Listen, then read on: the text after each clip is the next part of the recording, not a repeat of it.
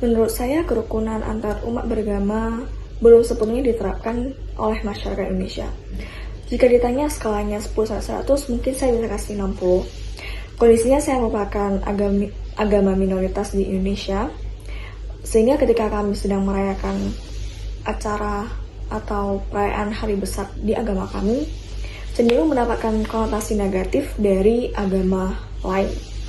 Dikarenakan perayaan kami menurut mereka mengganggu aktivitas mereka. Padahal ketika mereka merayakan aktivitas atau merayakan perayaan mereka sendiri hingga sampai tengah malam, dan menurut kami juga lumayan ribut di tengah-tengah jalan, kami sama sekali tidak pernah memberikan tanggapan apapun dan kami hanya biasa-biasa saja. Secara realistis mungkin jika dari dibuat indikator skala ya, bisa saya katakan masih dalam skala 50. Kenapa 50? Karena menurut saya kerukunan antar umat beragama di Indonesia ini masih ada suatu titik di daerah tertentu yang masih setimpang lah timbang daerah lainnya. Satu sisi ada yang sangat sudah rukun sekali, bahkan menciptakan tempat ibadah berdampingan satu sama lain. Satu sisi di daerah tertentu yang tidak bisa saya sebutkan di mana, itu bahkan membangun masjid saja atau membangun tempat ibadah saja diprotes, ataupun ibadah saja dirusuh oleh umat yang lain. Jadi menurut saya masih belum tersebar dengan baik lah untuk antara toleransi antara umat beragama ini. Untuk hubungan agama saya dengan yang lain mungkin karena mayoritas ada di Bali ya untuk umat saya, jadi masih aman seharusnya itu yang di agama saya. Cuman untuk yang agama yang lain mungkin di daerah timur dan sebagainya mungkin masih sensitif hal tersebut. Kerukunan umat beragama secara keseluruhan di Indonesia merupakan aspek penting dalam keberagaman budaya dan agama di negara ini. Secara umum, kerukunan antar beragama di Indonesia telah menciptakan lingkungan yang relatif harmonis, di mana umat beragama dapat hidup berdampingan dengan damai. Namun, tetap saja masih ada tantangan dan permasalahan yang perlu diperhatikan untuk meningkatkan kerukunan tersebut. Dari skala 10/100, menurut saya pribadi, saya akan memberikan nilai 80. Untuk tingkat kerukunan umat beragama di Indonesia, meskipun sudah mencapai tingkat yang baik, masih ada ruang untuk perbaikan dan peningkatan yang dilakukan, khususnya dalam hubungan agama Islam dengan agama-agama lain di Indonesia. Tentu saja upaya terus-menerus dibuat untuk memperkuat kerukunan antar umat beragama sangat penting untuk memastikan keberlangsungan dan perdamaian agama di Indonesia.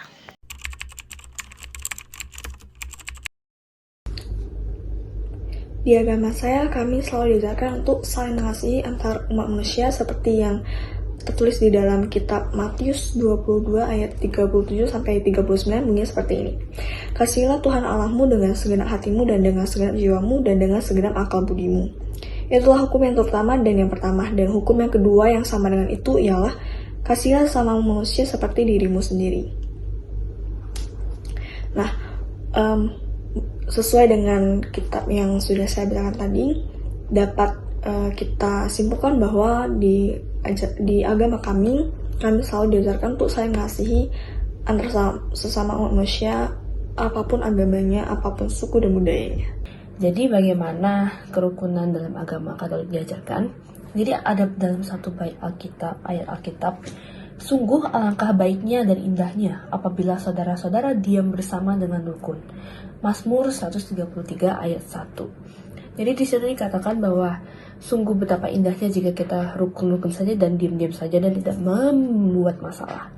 Karena sesungguhnya diam adalah emas, dan juga tentu saja kita itu memang harus diam-diam saja jika memang tidak ada yang harus dibicarakan ataupun tidak penting dibicarakan. Mungkin kalau dikaitkan sama kitab Weda itu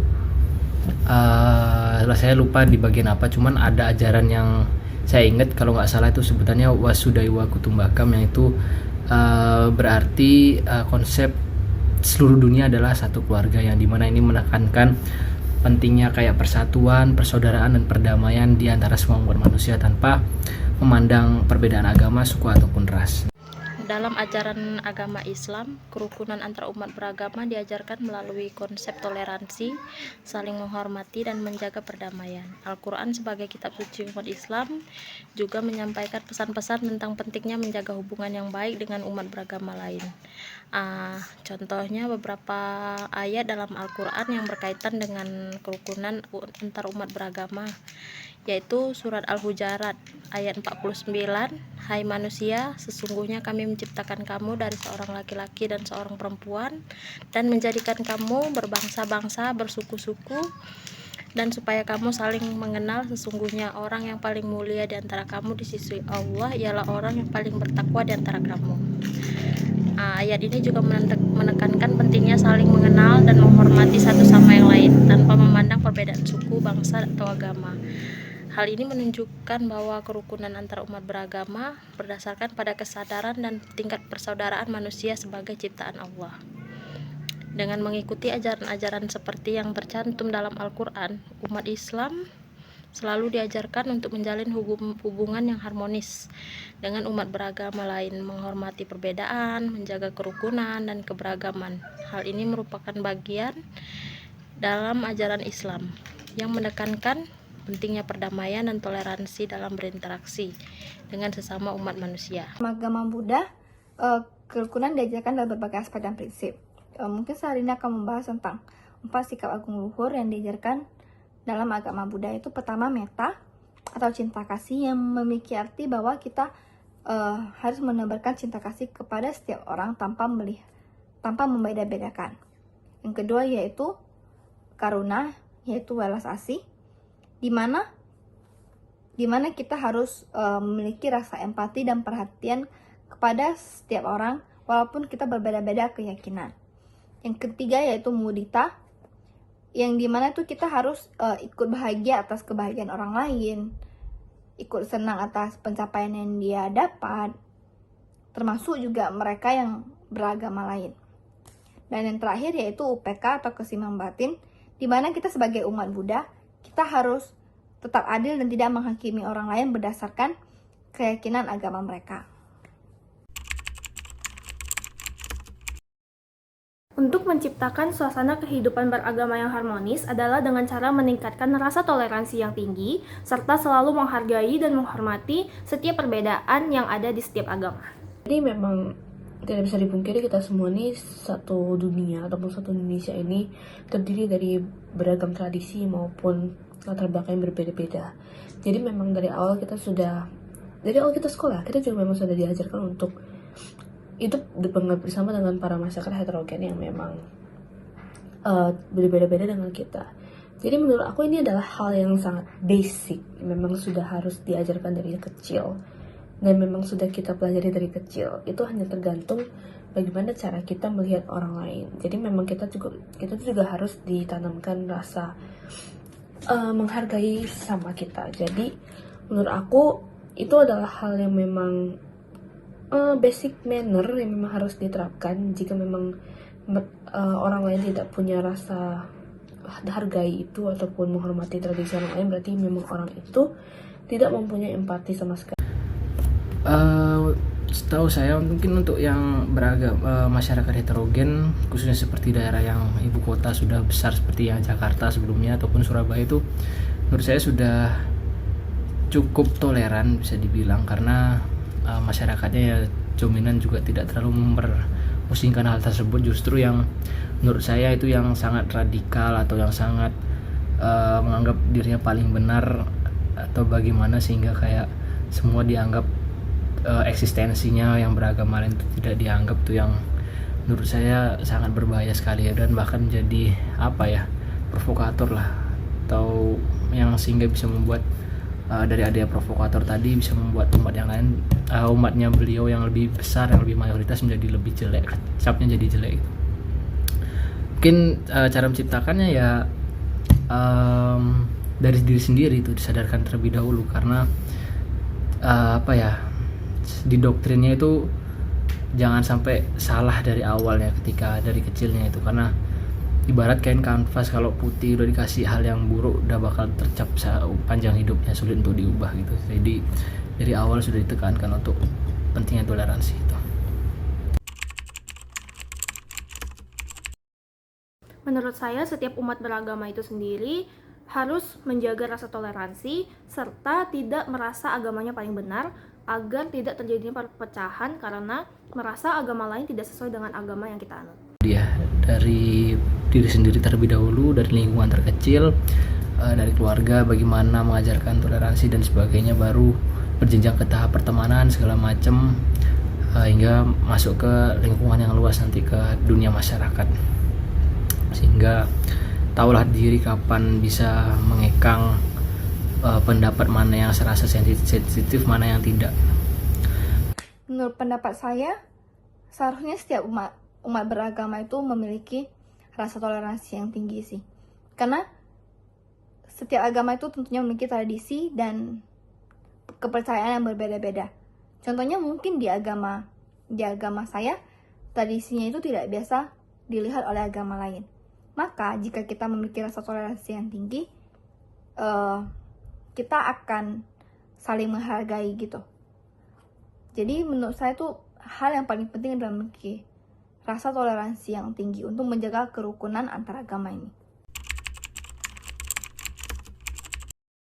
Menurut saya, peran pemerintah saat ini adalah harus lebih cepat menindaklanjuti dan harus lebih peka lagi terhadap kasus-kasus yang menyebabkan perpecahan dalam umat beragama. Dikaitkan peran pemerintah dengan selain membuat yang jelas ya, selain pasti menyediakan fasilitas dan memastikan adanya undang-undang untuk melaksanakan ibadah sesuai sesuai agama masing-masing, tentunya dibuat mungkin agar jera untuk semua provokator itu, agar tidak bahasanya jera lah, takut untuk mulai macam-macam. Jadi ketika ada suatu pikiran untuk melakukan hal yang sangat radikal atau itu bisa memberikan kecaman untuk yang lain bahwa konsekuensinya tidak main-main. Pemerintah memegang peran penting dalam menciptakan kerukunan beragama bagi seluruh warga negara. Berikut ini beberapa yang harus dilakukan pemerintah. Yang pertama, pemerintah seharusnya merancang kebijakan yang inklusif dan mengakomodasi keberagaman agama dalam masyarakat. Kebijakan yang adil dan merata bagi semua umat beragama dalam menciptakan lingkungan yang mendukung kerukunan. Yang kedua, pendidikan multikultural. Pemerintah perlu memperkuat pendidikan multikultural yang mengajarkan nilai-nilai toleransi, penghargaan yang saling menghormati antar umat beragama. Dengan peran aktif dan komitmen pemerintah dalam menciptakan lingkungan yang mendukung kerukunan beragama, diharapkan seluruh warga negara dapat hidup dan harmoni, toleransi, dan saling menghormati satu sama yang lainnya. Upaya bersama antara pemerintah, masyarakat, lembaga agama dapat membawa Indonesia menuju masyarakat yang berkeadilan bagi seluruh umat beragama. Menurut saya, untuk pemerintah mungkin dapat melakukan dapat membuat kebijakan yang lebih adil, sehingga sebagai umat beragama kita tidak dapat merasa kenapa ini tidak adil buat agama saya, mungkin gitu. Dan yang kedua, mungkin lebih banyak mengadakan kegiatan-kegiatan sosial secara rutin yang dapat membangun kerukunan umat beragama di Indonesia. Dan yang terakhir mungkin melakukan pembangunan infrastruktur yang lebih inklusif, seperti membangun dan merancang ruang publik yang inklusif dan dapat digunakan oleh semua kelompok agama untuk beraktivitas atau ketika ada kegiatan agama dapat melakukan di ruangan tersebut, sehingga kita sebagai umat beragama merasa kita itu saling menghargai dan memiliki rasa toleransi yang tinggi.